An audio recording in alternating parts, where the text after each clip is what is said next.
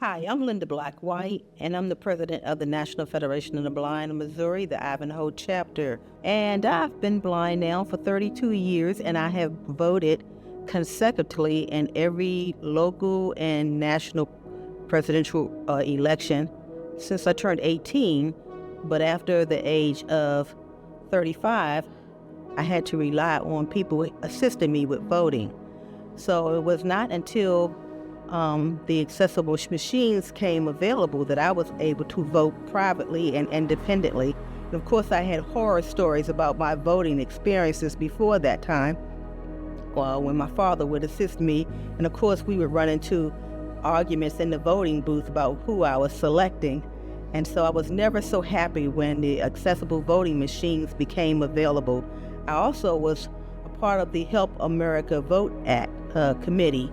So that was a great thing that blind people were now able to vote privately and independently. Voting is a right, and we should not have to have sight to vote. So I've had some great experiences voting privately and independently.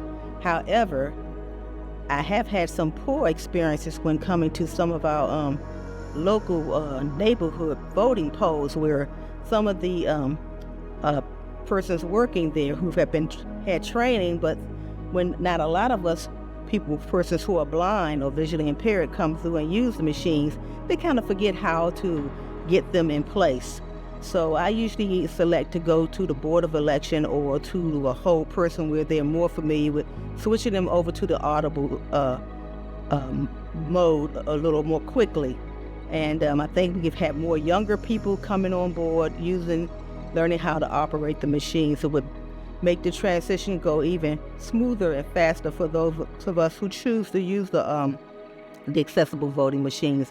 And I think that's the best thing that could have happened for us. So that has been my experience with accessible voting.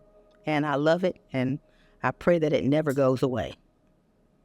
Private voting is a right. It doesn't require sight. The National Federation of the Blind, NFBMO.org.